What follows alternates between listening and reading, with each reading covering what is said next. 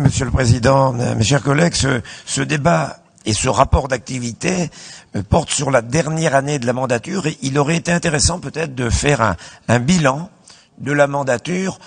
Bon, il a certes été fait partiellement pendant la campagne électorale, mais je dirais dans un autre climat, dans une assemblée, on aurait pu le faire peut-être de façon plus sereine. Je ferai d'abord quelques observations sur les grands équilibres financiers et budgétaires.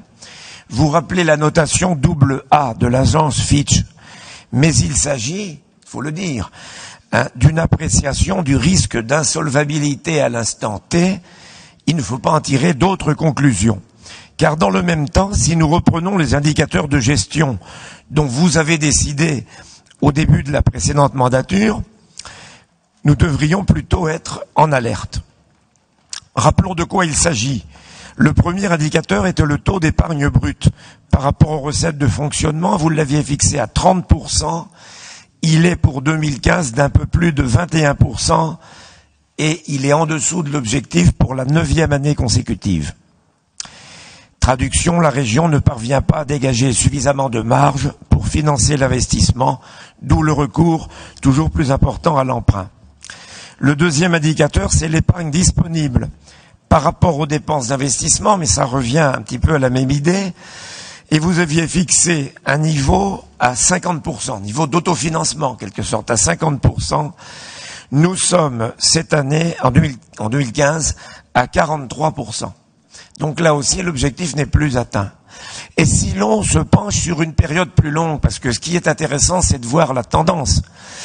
Et j'ai retracé ces deux indicateurs depuis 1998. Et on voit très bien sur le long terme qu'il y a une tendance lourde et continue et qu'on ne voit pas bien ce qui pourrait l'enrayer dans le climat, enfin dans la situation actuelle de diminution de la dotation globale de fonctionnement. Cette tendance va se poursuivre, ça devrait nous interroger et ça devrait nous amener à nous poser quelques questions. Le troisième indicateur, c'est la capacité de désendettement, mais il découle un peu des deux autres. Et vous aviez fixé cet objectif, il est vrai ambitieux, à 3 années. Aujourd'hui, si l'on prend en compte le contrat de performance énergétique, nous sommes à 3,32. Et si l'on prend en compte les crédits baux ferroviaires, nous sommes à 3,70. J'y reviendrai en conclusion. Nous sommes depuis plusieurs années relative stabilisation des dépenses à périmètre constant, puisque sur la mandature,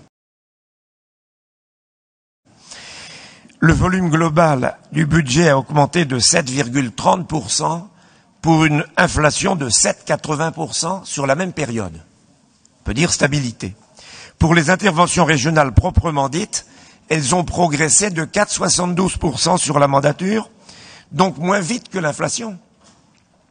Ce qui veut dire que la région a légèrement diminué le volume de ses interventions en euros constants au cours de la mandature.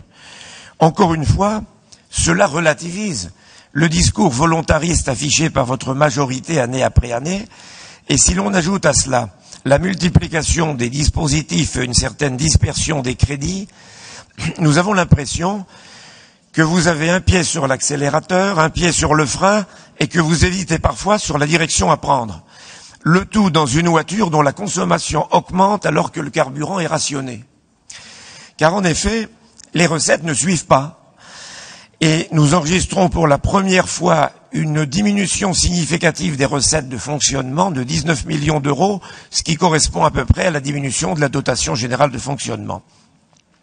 Alors que les dépenses augmentent de 7 millions, cela fait presque 26 millions d'euros d'écart.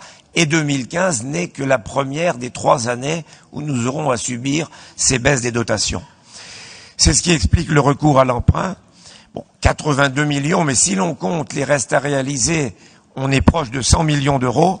Et à ce rythme, notre capacité de désendettement risque de se dégrader rapidement, d'autant plus que l'épargne nette va diminuer, et c'est le rapport entre les deux. Il faut ajouter à ce constat celui de la rigidité structurelle d'une part importante des dépenses, alors même que nous ne maîtrisons les recettes que de façon tout à fait marginale.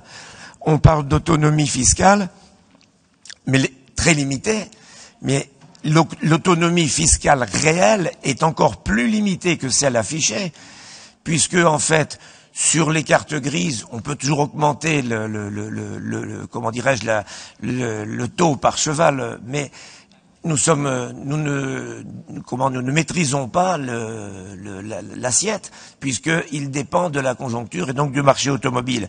Et quant aux autres recettes fiscales sur lesquelles nous pouvons agir, la TICPE, nous sommes déjà au taux maximum. Donc nous n'avons plus de levier. Rigidité également du côté des dépenses, qu'il s'agisse des charges de personnel, du fonctionnement des lycées, de la convention TER, de la formation professionnelle, mais également en raison des programmations pluriannuelles. De plus, certains postes augmentent mécaniquement, comme les dépenses de personnel, 3,70% en 2013, 3,28% en 2014, 2,11% en 2015. Rappelons que votre objectif de gestion, là aussi, était de les contenir à 1,5%. Ça avait été annoncé il y a 2 ou 3 ans. Du point de vue de la loi NOTRe, de notre point de vue, la loi NOTRe ne fera pas évoluer cette situation. Alors évidemment, on aura une architecture budgétaire différente l'an prochain, mais avec des recettes que nous ne maîtriserons pas davantage. Nous remarquons également que le mécanisme de financement de la formation professionnelle et de l'apprentissage demeure toujours aussi complexe, là aussi.